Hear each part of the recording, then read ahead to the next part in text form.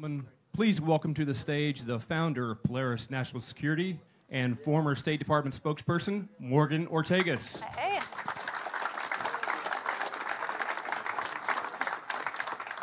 Good afternoon. I'm so honored to be here with all of you. This is our first stop at Polaris National Security on the America the Great Tour. I see we have standing room only in the back. I love it. Thank you so much for being here. I got to tell you, as I was getting dressed this morning, I was thinking about the fact that my grandfather only graduated from the 4th grade. He was in World War II. My parents are working class. They graduated from high school only. My sister and I were able to go to college, and I think in 2 generations, we went from a 4th grade education to being able to ask questions to a presidential candidate for the United States of America. What a country we live in.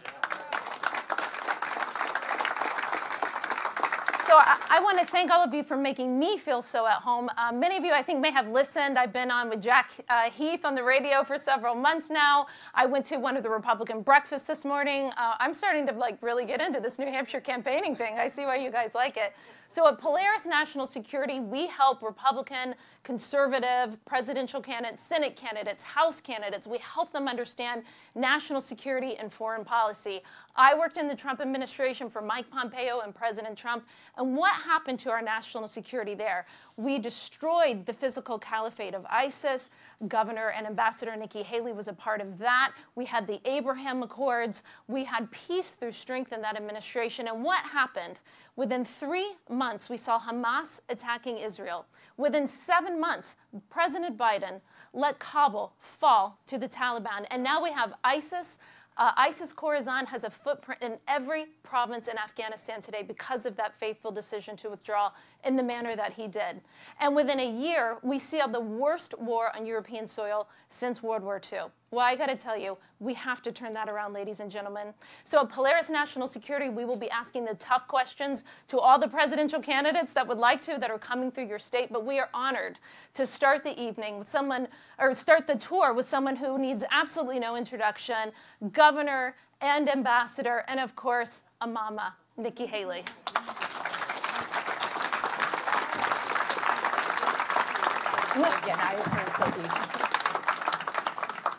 I had to get the mama thing in because the more titles I get, I have a 2.5-year-old, and I know your daughter just got married, but when I get more titles in life, the more it reminds me the most important thing is being a mom. It is very important, and I will tell you, before I got here, and we've been on a logistical nightmare, thanks, Mayor Pete, for what's been happening in the airports. But I will tell you that on my way here, my son contacted me and said, hey, can you tell the person that runs the park that the basketball lights aren't working? And so I'm sitting there making sure the basketball lights are on, because it's always being a mom first. So I appreciate that. So you just had a big speech yesterday about China. We're going to go through the whole world and the national security issues that matter most. But just a broad general question to start. If you become the next president of the United States, what do you think is the top national security issue that you will have to take on in your administration? The first thing that I would like to see America do is, and I appreciate that you're doing this, because I think that it's important for Americans to always keep in mind that America is free, but don't take that for granted. Amen. You know, I just dropped my husband off this past week at 4 a.m. For a year-long deployment. And I watched him and 230 soldiers pick up their 2 duffel bags to get on a bus to go to a country they've never been. All in the name of defending America. All in the name of protecting our freedoms. So when someone says, why do we care? Why do we have to care about what's going on in that part of the world? It's because our soldiers are there so that the enemies don't come here. And so we have to know what's going on there so that we can protect them. We've got to know what's going on there so they can protect us. And so that's why it matters. And, you know, the first thing I will say is that when you look at American foreign policy, the part that I think has been damaging, not just foreign policy but also domestic, is now you have foreign leaders that wait presidents out. Mm-hmm. That's a dangerous thing. It really started with Obama. You know, when you pass a bunch of executive orders, you know, all that happens, you get this temporary satisfaction. And so Obama passed a bunch of executive orders. Then you saw Trump pass a bunch of executive orders to reverse that. Then you saw Biden put it back. While it gives temporary satisfaction, we have to remember that when we look at our foreign policy, when I am president, we're going to come up with a plan that's 20, 30, 40 years out. It shouldn't matter whether it's a Republican or Democrat. Having a strong America, being safe in the world matters. Right now, we look so distracted. And when America's distracted, the world is less safe. We need to put America on stable footing. Having a foreign policy plan that's decades out, much like our enemies do, will really let all of these dictators know we've got a plan, we're going to go forward, and we're going to make sure we handle all of that properly. Well, I loved your speech at AEI yesterday. That's a think tank in Washington, D.C., and you went through so many different parts of your foreign policy, how you will deal with the Chinese Communist Party. And so there's many things to ask on China, but I want to start on the fentanyl discussion. We know that that has affected so many lives in this country, and we know that the precursor chemicals to fentanyl come from China. Now, Blinken, the Secretary of State, was in China a couple weeks ago, and he got Xi Jinping to agree to, I think, like a subcommittee to talk about fentanyl. Is that how you would handle Morgan, it? Don't get me started. Yeah. You know, first of all, there's so much to unpack there. I think let's talk about Secretary Blinken's trip. I don't mind that he's meeting with the Chinese. You always want to, you know, when I was at the United Nations, I was talking to the Chinese and the Russians every day. I wanted to keep them close. I wanted to know what they were doing. I wanted to get in front of what they were doing before they did it. The problem is the way he went there. He went there after Janet Yellen said, oh, we should be doing more business with China. He went there almost with a weaker standpoint of we need to have better relations with China. Those are the wrong ways to go about it. What he should have been saying is, why are you preparing for war against America? Why are you infiltrating our economy? Why are you putting a spy base up in Cuba? You know, why do you continue to cover up what happened with COVID? Why are you sending fentanyl across the board? All of these things, there were so many. Why was the spy balloon above our skies? There were so many things he needed to say. And what I've seen with the Biden administration is they're running scared from China. And you never run scared from a dictator. You always let dictators know what you expect of them. So, you know, you look at the fact that what has Biden done? First of all, he's done nothing about all of the land that the Chinese have bought up across our country, which, you know, most recently near Grand Forks Air Force Base, where our most sensitive drone technology is. He said nothing about the fentanyl. I appreciate that they're saying they're going to be a little bit harsher, but Americans are dying every day from fentanyl, and Chinese know exactly what they're doing when they do that. I mean, he didn't say anything about the fact that he is weakening our military. I mean, why is our military, when we need a strong military, when we need to make sure they're at the top of their game in everything that they're doing, why are they taking gender pronoun classes? Why are we distracting them with things that don't make our military strong? Those are the things. And then you just have to look at why has he not said anything about the fact that they have covered up COVID, which has left 20 million people dead. How do you let something like that go? So what I was saying in my speech yesterday is when we look at China, let's don't look at China in fear. It is our absolute number one security threat, but don't look at it in fear. Look at it in is, okay, now we need to start moving. So let's look at it domestically, let's look at it economically, and let's look at it militarily. Domestically, let's get all Chinese infiltration out of America. How do we do that? First of all, no more buying land, American land. The Chinese military don't get to buy land. Chinese businesses don't get to buy American soil. And let's take back the land they've already bought. That's incredibly dangerous. They don't get to keep it. We need to take that back. The second thing, when it comes to fentanyl, this is serious. You had enough fentanyl cross the border last year that would kill every single American. Number one cause of death for adults 18 to 49, fentanyl. We need to go to China and say, we will end all normal trade relationships with you until you do something to stop the flow of fentanyl. Because That will scare them completely. But until they stop killing Americans, we should not be trading with China. It's a very important issue that we have to make. That will set the tone of where we're going. Then I think we need to build up we need to make sure that we're pulling all of the infiltration out of our universities. We go to our universities, we say you either take Chinese money or you take American money, but the days of taking both are over. And we pull that infiltration out of our universities. And then, we need to make sure that we're focused in on our military again. So when you start to look at those types of things, and we start to make sure that we're getting that infiltration out, that'll take care of us domestically. Economically, we still have too many companies sending sensitive technology to China.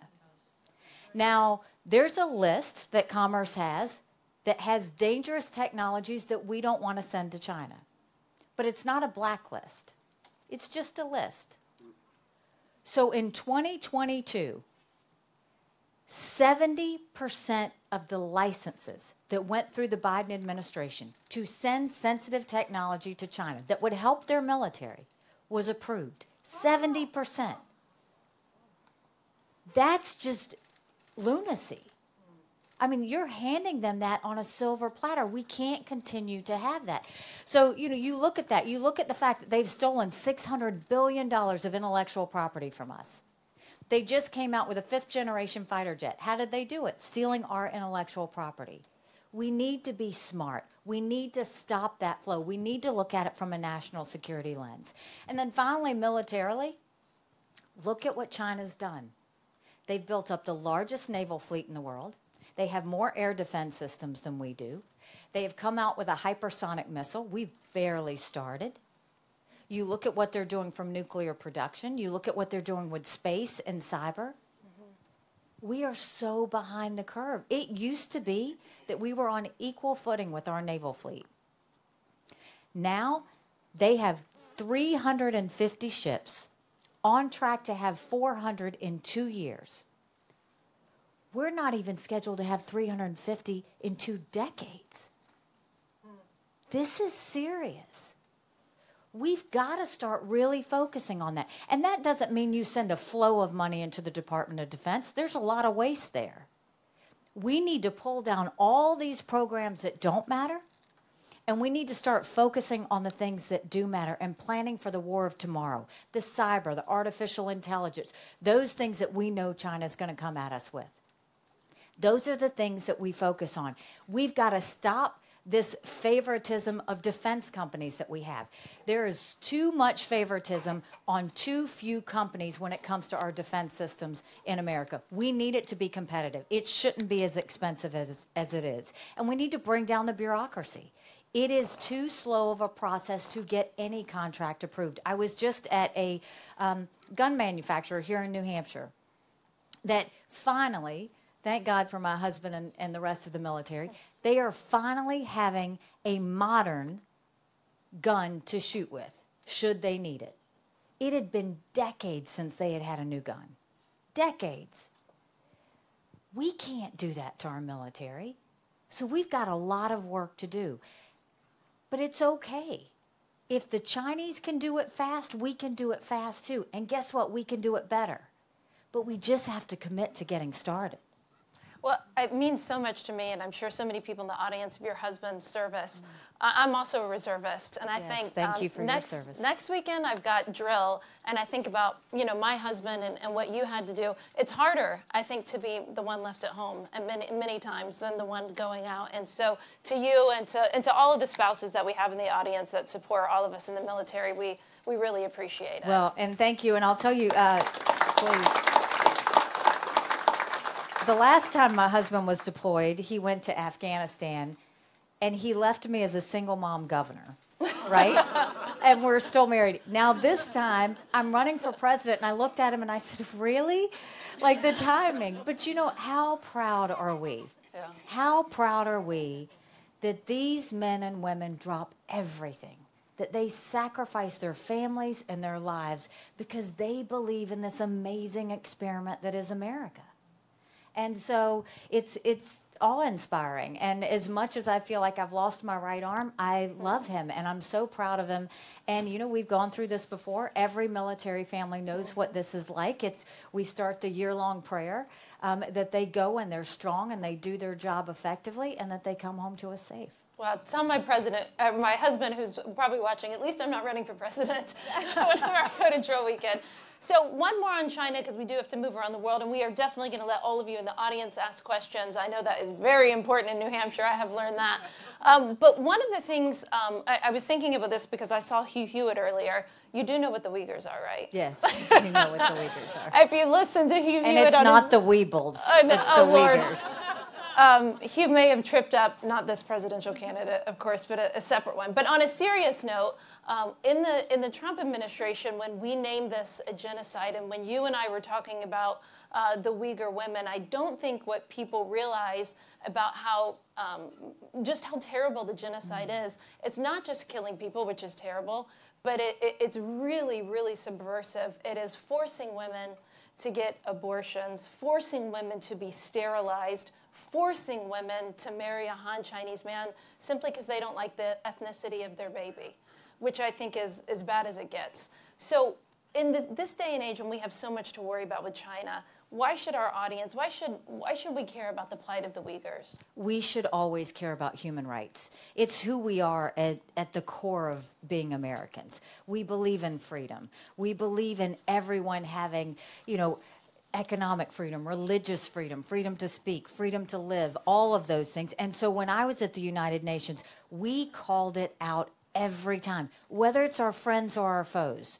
You always call it out wherever you see it. It's our responsibility. It's our duty as Americans. But the interesting thing about the Uyghurs is this is, you know, if you think of China, here are 1 million Muslim Uyghurs.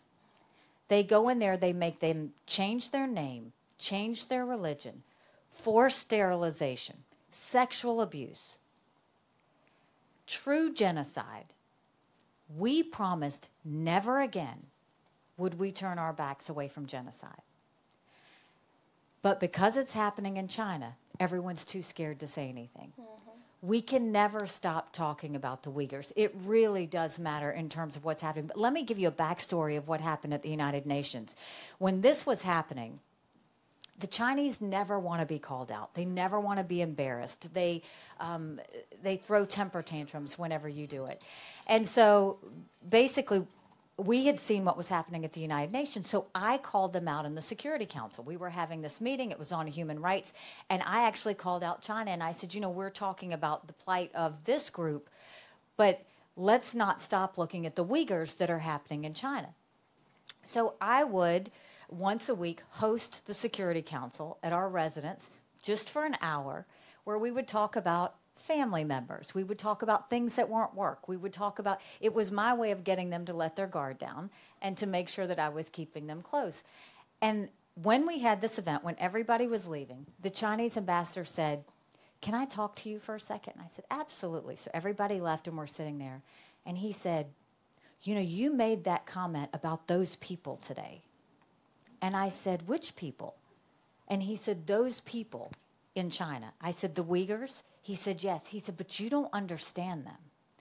I said, "I would love for you to tell me, you know, what is it that I don't understand?" He said, "These are really bad people. They're really bad people." He said, "You know, they're criminals. They do harm." And I said, "So the people that you have in that camp, have they committed a crime?" He said, "Yes." I said, "What crimes have they committed?" He said, "Well, they haven't committed them yet." He said, "But they will. We know how they are. We know what they will do. We are trying to help them. We are trying to save them. So we go and we change their way of thinking so that they don't commit a crime." That's the thinking of the Chinese Communist Party. That's what they think. And I said, "So you have 1 million people in these camps who are criminals?" And he said, "Yes." And I said, "But they haven't committed a crime." He goes, "Not yet." And I said, so you are going to save them? He said, yes. I said, by putting them behind a cage and telling them what to think and what to say. And he goes, yes. Oh, Lord. And I said, I think I've got it now. And I called him out again the next day. We have to call it out every time. In their mind, they want us to just believe them. But we can never believe them. This is true genocide, what's happening. And this is the Communist Party that wants to replace us on the world stage. They want to replace our democracy, our Western-led world order with their values. You know, we've been talking about the military, and we all know in the audience that we have unfortunately, record low recruitment and record low retention in the military. One of the things, there's a heritage panel led by Congressman Mike Waltz that I was on. One of the things that was scary that we found is that so many people who are in the military themselves, parents, don't want their kids to join. And that's our major recruitment base. So this is not something, if you become president next year, it's not something we can fix quickly. How do you fix this? Army, Navy, Air Force will all miss their recruitment records this year. There's a few things that we have to do. The first thing is we've got to stop this national self-loathing that has taken over our country. The idea that people are saying America's bad or that it's rotten or that it's racist. I was elected the first female minority governor in history. America's not racist. We're blessed. Our kids need to know to love America. They need to be saying the Pledge of Allegiance when they start school every day. So the first thing is we've got to go back to that national purpose and the values that made us great. We need to remind everybody of that. When you talk about parents being afraid of their kids being in the military, we're seeing the same thing in law enforcement. And that comes when they don't feel like people will have their back, when they don't feel like their children will be safe. Well, it's hard for parents to feel like their children will be safe if they go in the military when we're so behind on equipment, when we're so behind on what we need to do to have a strong force, when we're so behind dealing with our adversaries, when we're so behind the fact that China says and does all these things and they don't trust that their kids will be safe. My husband joined the military after 9/11 with so many others because they felt a patriotic duty to never let what happened on 9/11 happen on American soil again. We need to bring that patriotism back. We need to bring that love of country back. And we need to let every parent, every spouse, and every person in the military know we have their back by focusing on making sure that we have the best equipment in the world, that we will train them to the best of our abilities, that we will have good relationships with our allies and make sure it's not just them fighting alone, but that we will always do things together. But we also need to keep the respect of the military. When America's distracted, the world is less safe. So we see Russia invading Ukraine. We see China on the march. We see Iran building a bomb. We see North Korea testing ballistic missiles. But remember, none of that would have happened had we not had that debacle in Afghanistan. The idea that my husband and every military man and woman who served had to watch America leave Bagram Air Force Base in the middle of the night without telling our allies who stood shoulder to shoulder with us for decades because we asked them to be there. Think about what that told our friends. More importantly, think about what that told our enemies. Then the final thing I'll tell you is no one is going to want to join the military if they look at how we're treating our veterans today. 1 in 3 of our heroes suffer from PTSD or thoughts of suicide. We lose 17 heroes a day to suicide. 33,000 heroes in our country are homeless. We should be ashamed. I know when my husband deploys, yes, we do that year-long prayer. And we wait for them to come back. And the TV cameras love when that bus rolls up. And they love to see us hug our loved ones and say, yes, they're home safe. But you don't know what happens when we go home. Because then it's just beginning. After Afghanistan, I can tell you, my husband, he couldn't be in loud places. He couldn't be around crowds. They see that life passed them by and moved on without them.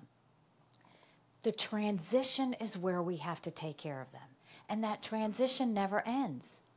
So now you have veterans, when they go to the VA and they just need a regular primary doctor's appointment. The average amount of time to get that? 29 days. Do you know why? Because in 30 days, they get to go to any doctor of their choice. So midway through 29 days, the VA calls them and reschedules and starts the time all over again. If we have so many mental health issues, we should be having telemedicine so that they can get care anytime they need. And let me tell you, if you think the health care in the VA is bad, the way I'll deal with it as president, every member of Congress is going to have to use the health care that they give at the VA. That'll fix it really quick.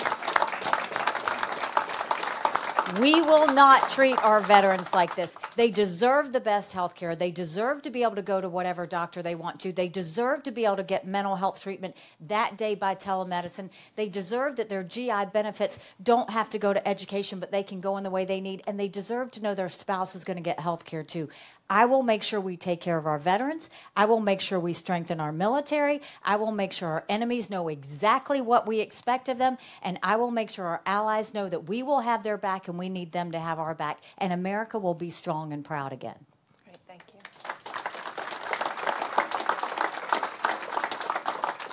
I want to keep asking you so many questions. I'm going to ask one more, and then I'm going to let all of you have a chance. We ask you all to try to keep it to national security topics, foreign policy, defense. That's the purpose of today. But I do have to ask about Russia and Ukraine. I don't know what you were doing on Friday night. I anchored a show, I did a hit, and I was ready to go home for a glass of wine and Shabbat Shalom. And then I realized there was a coup, maybe, going on in Russia. So I thought this was not how I wanted to spend Friday night. But fascinating, none the same, right? Fascinating. So you have been outspoken in this Republican primary about supporting the Ukrainians. Can you explain your position to us, and should we keep defending them? It's a great conversation, and I love that you're all here to have it, because there has been a debate of why should we care about Ukraine? You know, when we've got all these issues at home, why should we care? Here was a freedom-loving country. And first of all, let me say, we had no better ally at the United Nations than Ukraine. They were with us on every vote. They stood with me at every press conference, whether I invited them or not. They were always there, an amazing ally to us. But here was this invasion of this freedom-loving country. And what did they do? The men went to the front lines and fought for their freedoms. The women said, I'm not staying back. I need to help too. They made Molotov cocktails to help their husbands.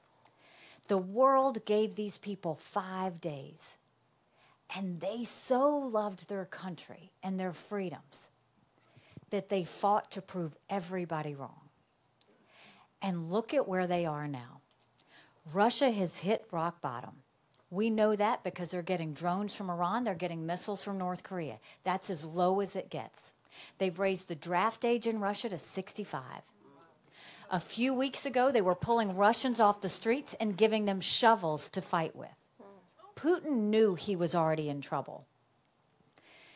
Now, I want to talk about the Wagner Group, but first I'll say, so as we talk about why we should care about Ukraine, remember, dictators always tell us what they're going to do. They're very transparent.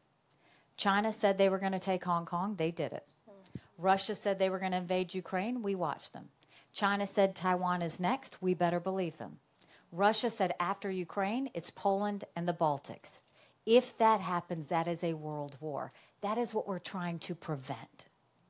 Now, before the Olympics, what did we watch? We saw President Xi and Putin holding hands, pronouncing to the world that they were unlimited partners. And not too long ago, a Russian plane knocked down a U.S. drone, and President Xi shows up in Russia again. Make no mistake, a win for Russia is a win for China. China is watching everything in this war. They watched every company that left Russia. They're watching every country that's helping Ukraine. They're watching the equipment we're using, the ammunition we're using, where our weaknesses are. They're watching everything. And so if Ukraine wins, it sends the biggest message to China not to invade Taiwan. It sends a message to North Korea not to test ballistic missiles. It sends a message to Iran not to build a bomb.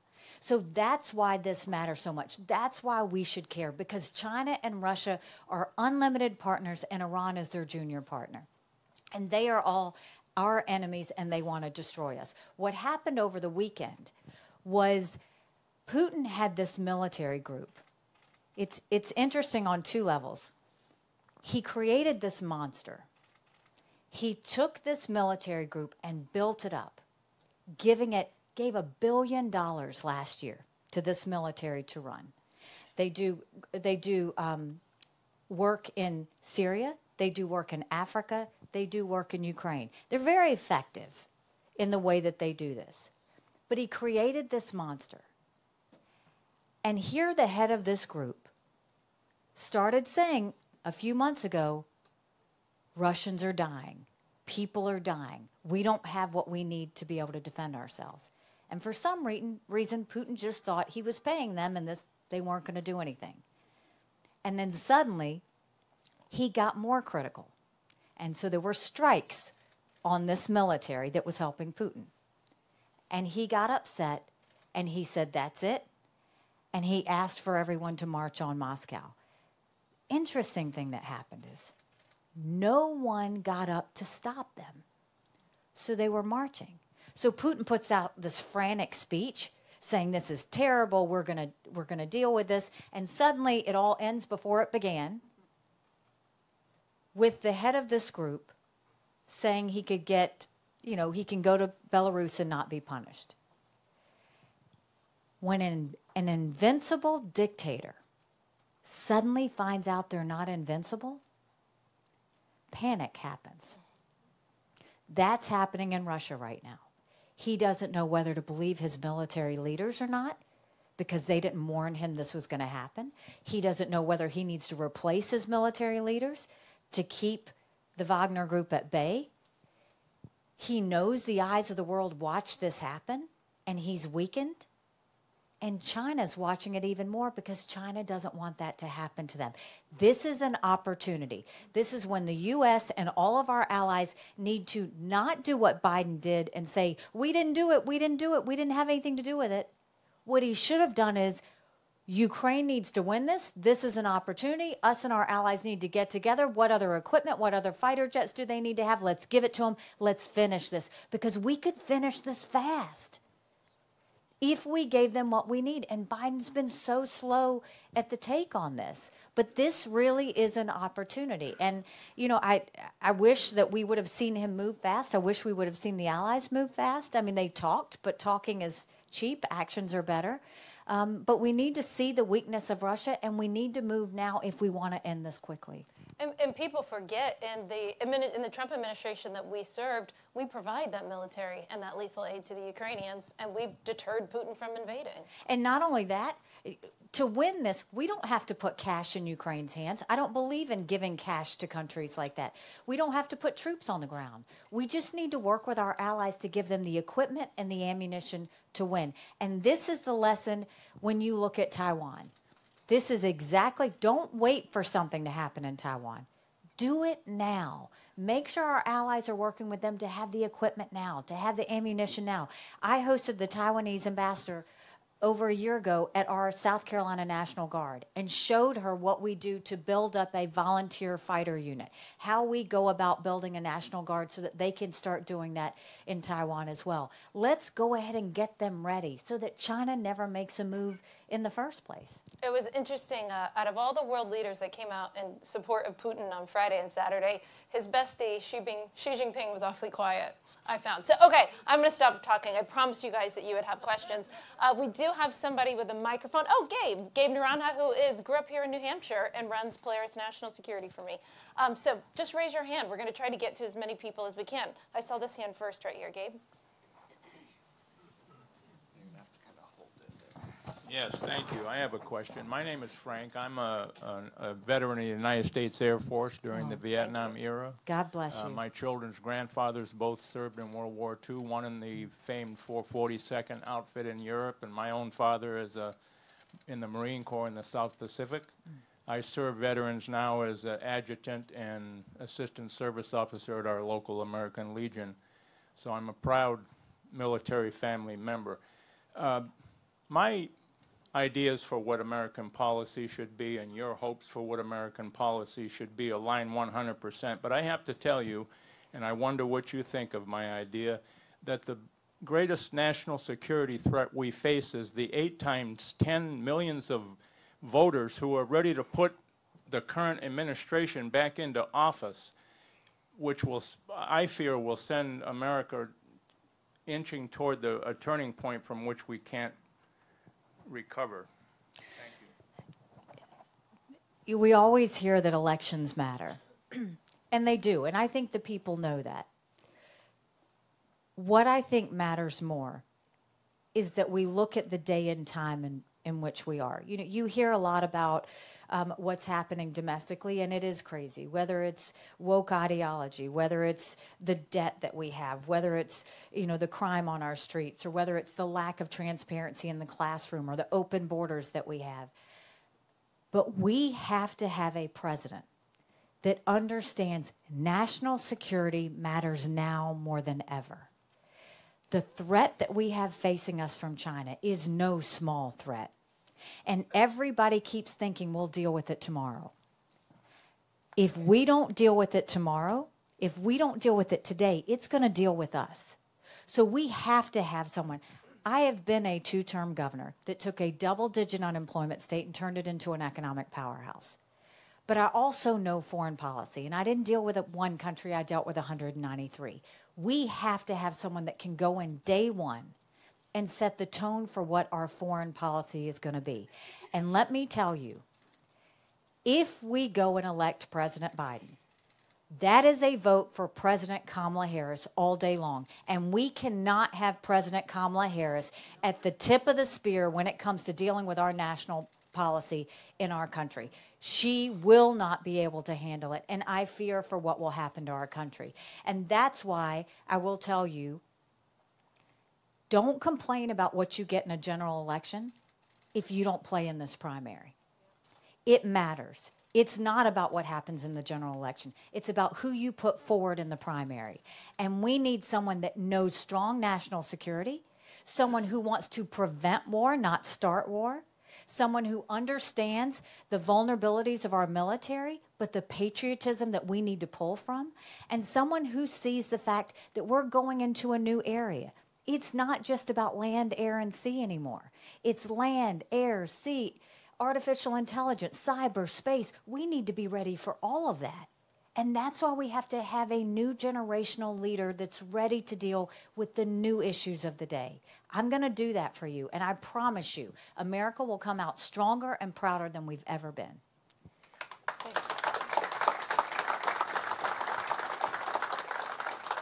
I want to make sure that we get a great, diverse mix of people. I see some young men with their hands up. I think I'm right here. Yeah. Hey, Governor. Hi. There you go. Oh, okay. Thanks. My name is We'll Bob get to you Beckett. guys I live next. in Newcastle. Yes. And just some background to the question. I actually sell software to electric power utilities around the world. So I've been traveled extensively, kind of internationally, for the last 30 years. And the concern I have with China isn't so much the hard power, because I think that folks are on top of that in terms of increased military spending and things of that nature. My real concern is the soft power. It's astonishing the number of electric utilities that I deal with that are partially or majority owned by China. Yep. And the way in which they infiltrate day by day. I've been in cafeterias in Africa, in Asia, in Europe, where there literally are more Chinese engineers sitting alongside of me than there are locals. So folks are focusing on the things which get a lot of attention, but given that China has a 20, 30, 40-year plan, as you mentioned, you'll institute, this is just what they're doing on the ground to curry favor and to infiltrate. I wish everyone could see what you've seen, because I've seen it too. Just Africa alone, if you just looked at what was happening in Africa, the interesting thing about what the Chinese are doing. And what I worry about more is the infrastructure. Their ability to hurt our electric grid, their ability with cyber attacks to literally hurt our military, pull any sort of system down that we have. They are that ready. They are that ready, and we're not.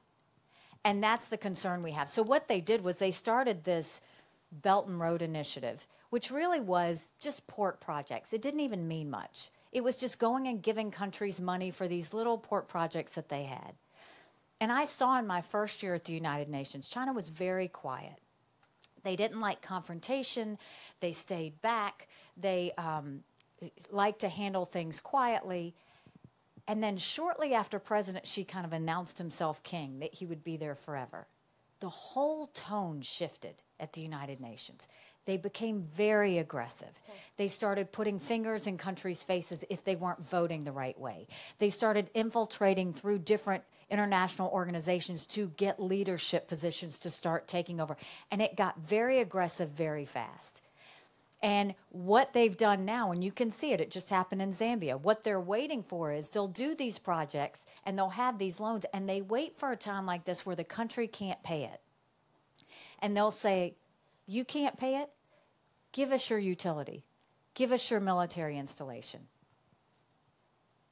You know, all of these things. They do this, and now you look at a map, it will send a chill up your spine if you see all of the infrastructure that China has access to.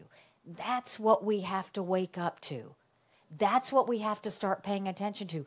Our leaders have been asleep at the wheel. This started decades. Republican and Democrat presidents thought for the longest time if we were nice to China, they would want to be like us. That's narcissistic. They don't want to be like us. They want to be communist China. And it's not the people, by the way. It's the regime. The Chinese people want to be free. It's the regime that wants to go and control the government, but control the world. Remember that President Xi said in his speech, whoever owns the data rules the world. They are preparing for war. They have been for a long time. We now have to start preparing as well to make sure that that war never happens. I think I see Gabe, two young men. Did you guys get out of school early today? It's summer.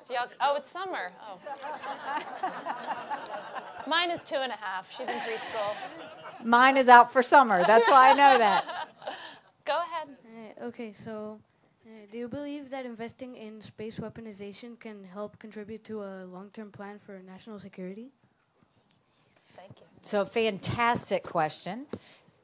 We do need to pay attention to space. And, you know, at first, it's interesting because when Trump started the Space Force, people made fun of it, right? They were like, oh, what's he doing with the Space Force?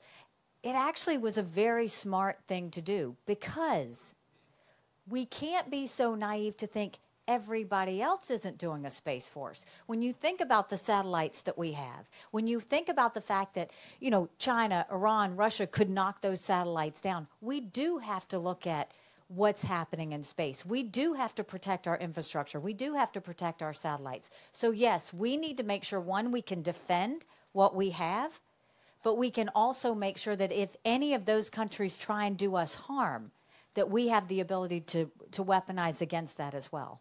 So, yes, great question. Okay. Gabe, I don't know where you are. There's a man up here in the front that's had his hand raised. I want to make sure I get to him. And ladies, you could also ask questions. Thanks for taking my question. National security isn't just so much about a war, if you will, a foreign war. It's also the corruption with our own government. Our elected officials are taking money from China. Yes. That's on both sides of the aisle as well. We've got Mitch McConnell and his wife with their shipping business as well. And we also have Biden right now, the president, and his family's big questions on what's going on with them financially. And that really opens the door to a lot of Chinese or Russian or whomever they're taking money from to be able to infiltrate areas within our country and into our national security. And that's the real threat because they can open the gates to our country to enemies who would go to war with us, who would destroy us. And we've had that happen in some ways. You had mentioned, Nikki, through the colleges and such, and through the science departments and all. And that's got to be stopped, because if we can't stop the corruption, the infiltration of foreign money by foreign governments into our government, is we can be preparing on one end, but we're losing on the other. And I'm a former Marine. My youngest son was in Afghanistan in the Marine Corps, and I thought, well, he's over there on the front, so I'm going to get really involved politically on the back and try to protect the homeland if I can, in whatever way I can possibly do that politically through becoming an activist and such. And I think it's very important that we don't skip over, just that we mention it, that we've got a lot of problems in this country with foreign money coming into our government coffers and politicians' coffers, if you will. Thank you. Well, and God bless you for your service. We appreciate that of you and your son. If you go back and watch the China speech, and it should be on NikkiHaley.com, one point that I make goes exactly to that. We have to stop the lobbying of our government from foreign adversaries and understand this isn't just China having a lobbyist. No, they're smarter than that.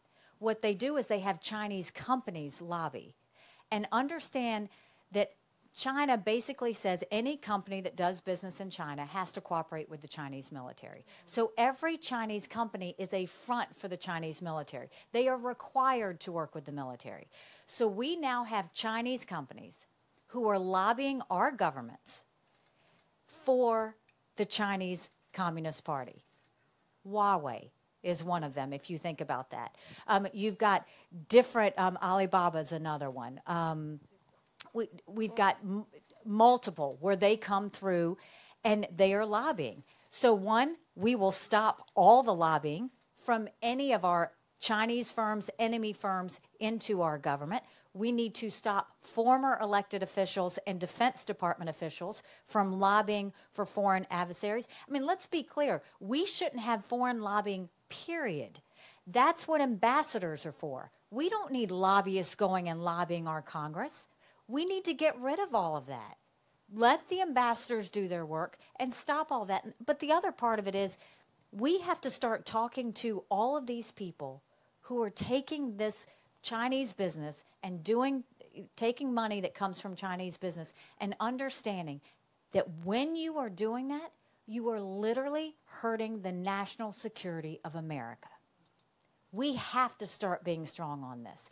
We can't do this. And I'm a free trade conservative in the strongest way. But we have to always watch out for our national security before we watch out for business interests.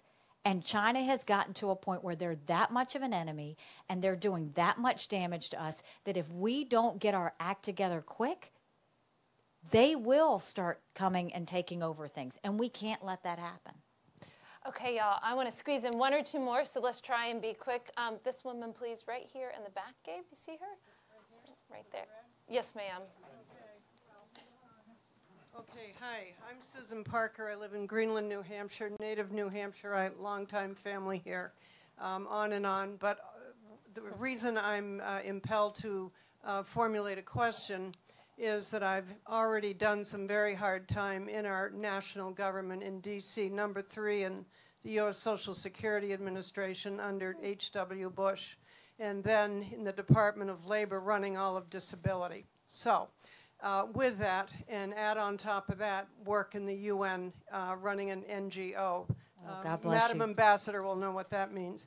What I want to suggest is that this campaign, fully a year and 15 months of it, and I know it's going to be a tough haul right up through the primary in January.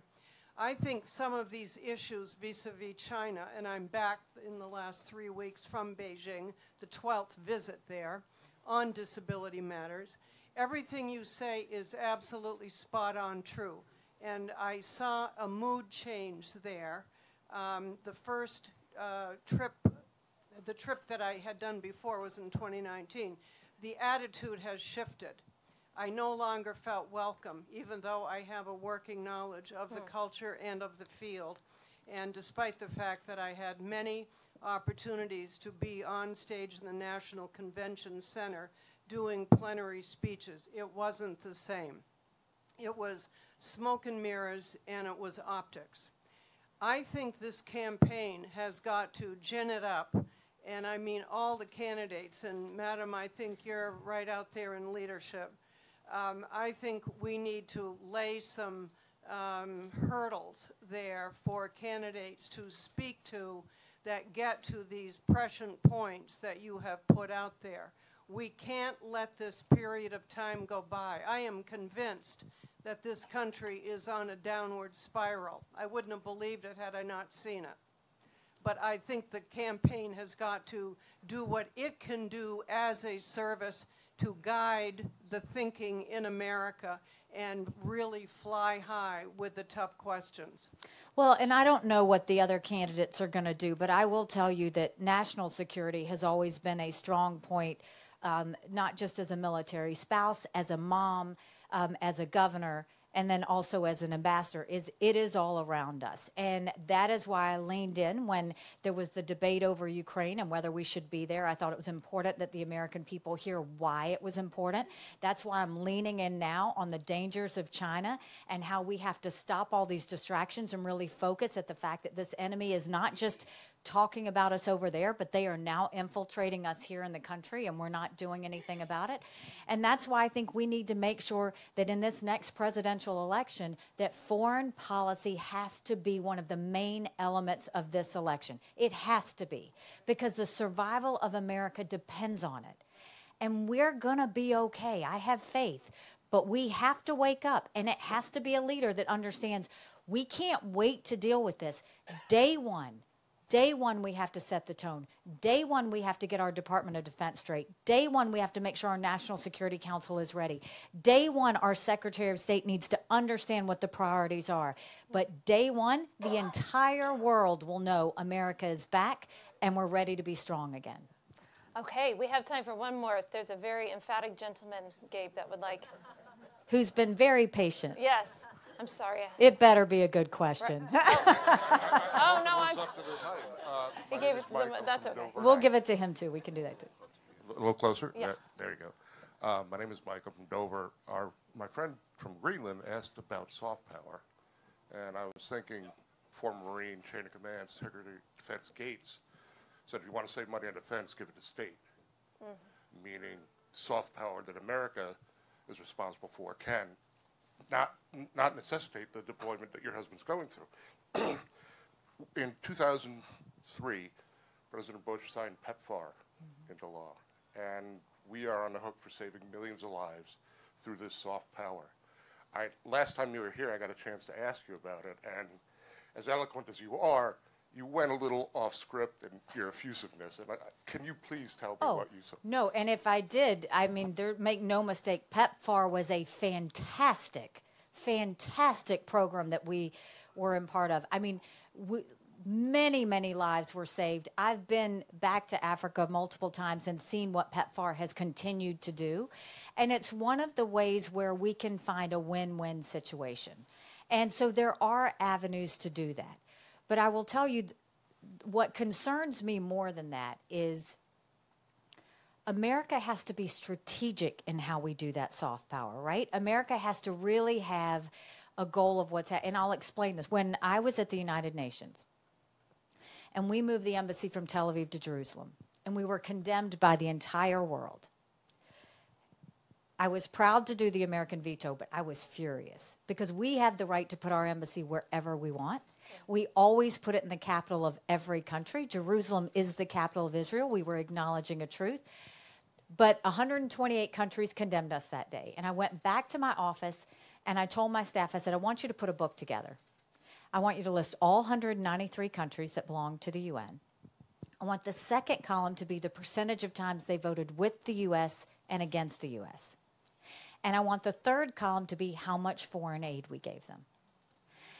I took that book and I gave it to President Trump. He lost his mind. He's flipping pages. He's yelling out countries.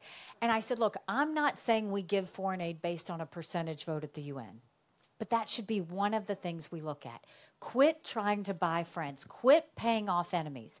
Last year, we gave $50 billion in foreign aid. Do you know who we gave it to?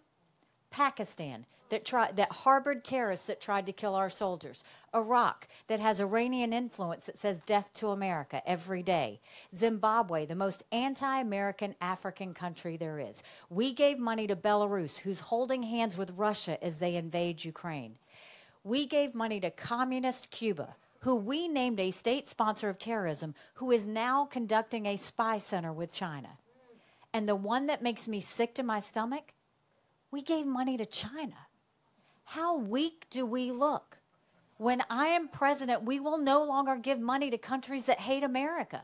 We will do things where it is a win-win. We will do things where we have ways that we can help both Americans and people abroad.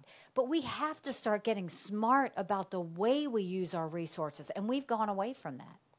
And I think if you want to stand up, sir, he's been waiting, Gabe. I think this is the last one, and then we'll hopefully you'll get a chance to meet the governor and the ambassador. Thank you very much for taking my question.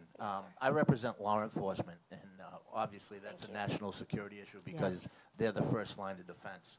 I'm the executive vice president of New England Police Benevolent Association, who represents the incredible professional police officers here in Portsmouth. Thank you. If you want to give a little shout God bless you always. Yes, yes. But my question is, in the Obama administration, they started what you'd call the war on cops. And we see it on the streets every day today. Back when he was a senator, Joe Biden was very pro-police with the crime bill and stuff. And we approached him back then. He said he would be the voice of law enforcement. And that voice is not only silent, but now in this administration has gone the other way. When President Trump was in office, we had someone who had our back. That's right. But now with this administration, you have, and you pointed out who could be the next president, Kamala Harris, bailing out rioters that are throwing Molotov cocktails and injuring police officers. As president, what would you do to help stop the war on cops and let us know that you have the men and women in blues back? Well, God bless you. And that's why I mentioned law enforcement earlier when I said that parents don't want their kids to go into law enforcement. I mean, that is as patriotic as it gets when you think of the fact that they take care of our children, they take care of our families, they keep our streets safe. And what's happened has been abusive. I mean, that's the only way I know to say it. It's been abusive. We will absolutely have the backs of our law enforcement. We will make sure we take the numbers of our criminals. We will make examples of them, but we will require our district attorneys to prosecute according to the law. No more weak penalties. Think about, as much as people are talking about the gun issues that are happening around this country, the number of illegal guns on the streets, the amount of street crime, think about what it does to a law enforcement officer. To get a bad person off the street, go and take that gun, and then have someone go and release them the next day. What are they doing? We're not making examples of them. We're not having the backs of our law enforcement by doing that, and we're demoralizing them in the process. We need to let them know that we will keep them safe, we will keep them funded, we will have their backs, and we just need to always do what our parents taught us. You take care of those who take care of you. Law enforcement takes care of us every day. I will take care of you every day. That's a promise. Well, thank you so much, Governor, Ambassador, Nikki Haley. Thank you to everyone for coming on behalf of Polaris National Security. I hope you'll come back to the America the Great Door. And thank you for everybody who watched online. And, God you know, I will say this. If you liked what I had to say today, go tell 10 people. Go to NikkiHaley.com, get involved in our campaign, and let's make a difference. If you don't like what I've had to say today, shh. Just don't tell anybody you were here. God bless you. Thank you very much.